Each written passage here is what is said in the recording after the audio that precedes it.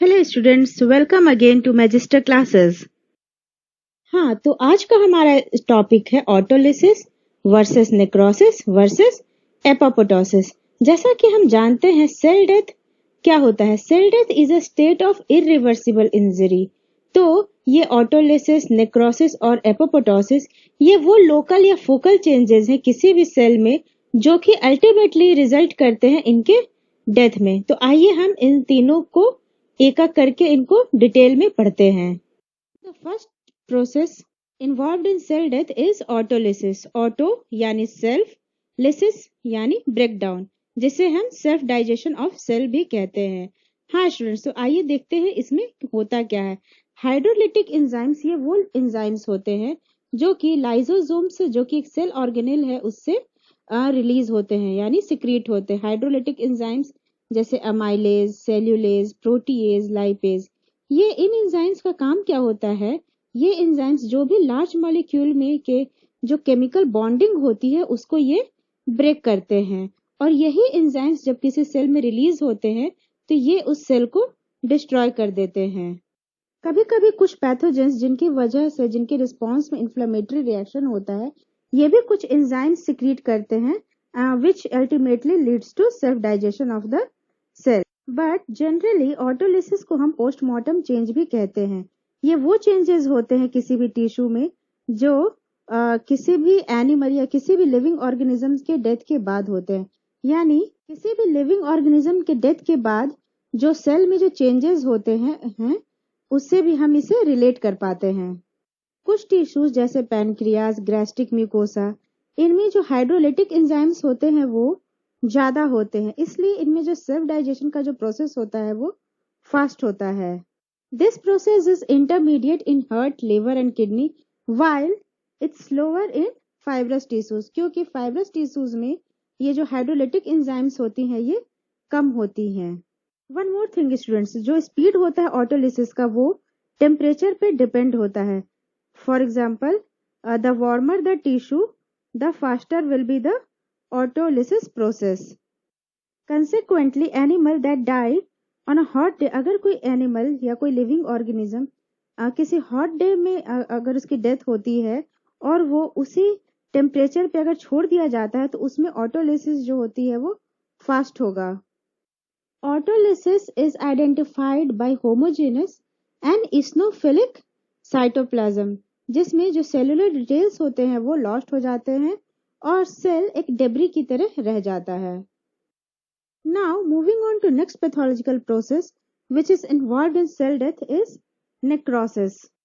जब भी किसी टिश्यू का डिग्रेडेशन होता है, हाइड्रोलिटिक एंजाइम्स जो कि डेड सेल से लिबरेट हो रहे थे, तो उस जगह का जो टिश्यू होता है, लोकलाइज टिश्यू होता है, वो भी उसकी भी डेथ हो जाती है। उसे ही हम नेक्रोसिस कहते हैं। There are various agents which cause necrosis, जिनमें से मोस्ट कॉमन है हाइपोक्सिया। हाइपोक्सिया यानी सेल में ऑक्सीजन की कमी हो जाना। दूसरा, chemical agents and drugs. Chemical agents जैसे ग्लूकोज या सॉल्ट हाइपरटोनिक कंसेंट्रेशन में, कभी कभी ऑक्सीजन भी हाई कंसेंट्रेशन में स्टूडेंट्स टॉक्सिक हो सकता है।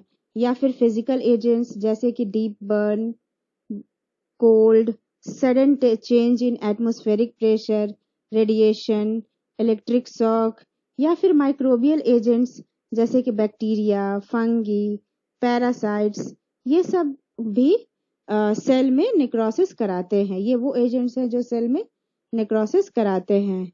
Now let's see two essential changes that characterise irreversible cell injury in necrosis. The first one is cell digestion by lytic enzymes, यानी सेल का डाइजेशन lytic enzymes के द्वारा। The cytoplasm of the cell is homogeneous and intentionally eosinophilic. They may show cytoplasmic vacuolation or dystrophic calcification. Dystrophic calcification means, students, deposition of calcium in body tissues in areas that have been injured or damaged. It generally occurs during necrosis. And the second characteristic feature of necrosis is denaturation of proteins, यानी वो nuclear changes जो कि एक necrotic cell में होते हैं, जैसे पिक्नोसिस यानी कंडेंसेशन ऑफ न्यूक्लियर क्रोमेटिन, जिसके बाद डिसोल्यूशन भी हो सकता है जिसे हम कैरियोलिसिस कहते हैं, या फिर कैरियोहेक्सिस यानी fragmentation into many granular clumps. Sorry, it's granular clumps. Now, necrosis is of 5 types: coagulative, liquefaction, caseous, fat, and fibroid necrosis. In coming slides, we will see each type of necrosis in a detailed way. The first one is coagulative necrosis. जो coagulative necrosis है students, वो किसी bacterial agent से भी हो सकता है या केमिकल एजेंट्स जैसे कि different acids like picric acid, hyaluronic acid भी कराते हैं। लेकिन जो मोस्ट कॉमन कॉज है कोएगुलेटिव नेक्रोसिस का वो है इस्कीमिया। इस्कीमिया यानी poor blood flow to a part of body. जब भी किसी बॉडी के पार्ट में जब ऑक्सीजन की कमी हो जाती है तो ये कोएगुलेटिव नेक्रोसिस कराता है। हमारे बॉडी में जितने भी सेल्स होते हैं उनको ऑक्सीजन और न्यूट्रिएंट्स की जरूरत होती है सरवाइव करने के लिए, और यही ऑक्सीजन और न्यूट्रिएंट्स ब्लड के द्वारा सप्लाइड होते हैं ईच और एवरी सिंगल सेल को बॉडी में। जब किसी भी बॉडी के एक सर्टेन पार्ट में स्टूडेंट्स जब ब्लड फ्लो रिस्ट्रिक्टेड हो जाता है किसी भी कारण से, तो उस जगह पे इनफ ऑक्सीजन नहीं पहुंच पाता है और यही कारण होता है कि वो सेल को डेथ करा देता है। कॉमनली ये जो कोएगुलेटिव नेक्रोसिस होता है वो हार्ट, किडनी या स्प्लीन में होता है। Initially, the foci of coagulative necrosis is pale, firm, and slightly swollen, but after progression, it becomes more pale, soft, and shrunken. Now, the second type is liquefaction necrosis, or we also call it colliquative necrosis. ये जो necrosis होता है students, इसमें जो dead tissue होता है वो एक लिक्विड सब्सटेंस में टर्न कर जाता है। ये जनरली ब्रेन या एब्सेस कैविटी में होता है। एब्सेस क्या होता है? एब्सेस आर दो swollen areas in the body that are filled with pus और other fluids.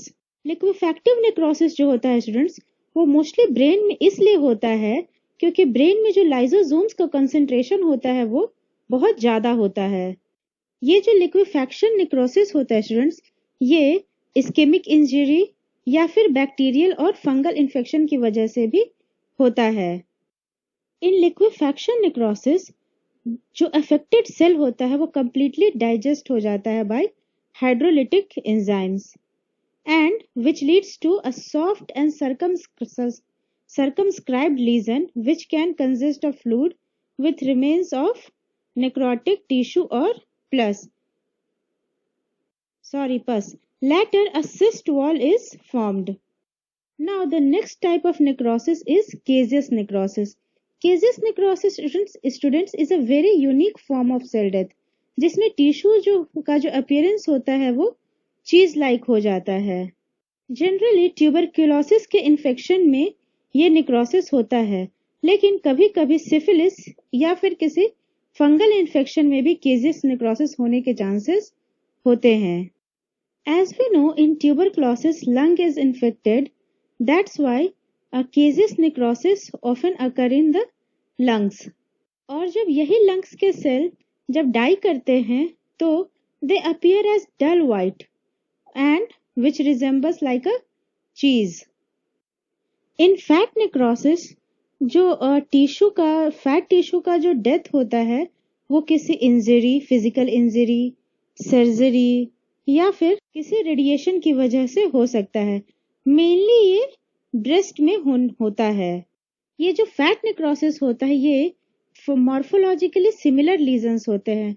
हो सकता है ये एनाटॉमिकली दो डिफरेंट लोकेशंस पे हों, लेकिन ये मॉर्फोलॉजिकली सिमिलर होते हैं। Fat necrosis appears as yellowish, white and firm deposits. Now, the last type of necrosis is fibrinoid necrosis. Fibrinoid necrosis generally blood vessels में होता है। जब इन सेल का जब डेथ होता है तो ये फाइब्रस टिश्यू फॉर्म करते हैं। जनरली हाई ब्लड प्रेशर के केसेस में जब ब्लड वेसल्स डैमेज होते हैं और वो जब सेल डेथ होता है तब फिब्रिनॉइड नेक्रोसिस होता है। इन्हीं ब्लड वेसल सेल्स के डेथ होने का कुछ और भी रीजन हो सकता है स्टूडेंट्स, जैसे प्री इक्लेम्सिया जो कि जनरली प्रेगनेंसी के केसेस में होता है, या फिर वैस्कुलाइटिस, या फिर infection due to rejection of an organ transplant. जो डेड वेसल सेल्स होते हैं वो फिब्रिन बनाते हैं। फिब्रिन वो प्रोटीन है जो कि फाइब्रस मटेरियल बनाता है और यही fibrous material blood flow vessels में जो ब्लड फ्लो हो रहा होता है उसको ब्लॉक करते हैं। यही फिब्रॉइड नेक्रोसिस ब्लड वेसल के सेल्स को डिस्ट्रॉय करते हैं and which leads to haemorrhage. So nose bleeding, bleeding gums और या फिर blood in the stool, these are some of the common symptoms related to fibrinoid necrosis. Now, apoptosis, which is the last pathological process which is involved in cell death, we will study this topic in next class. Thank you students. Autolysis और necrosis से related अगर आपको कोई भी doubt हो तो please मुझे comment box में कमेंट करें and stay tuned for the next class. अगर आपको लगता है स्टूडेंट्स कि ये क्लास आपके लिए इंफॉर्मेटिव था और आपको ये क्लास पसंद आया तो please like, comment and subscribe my channel. Thank you.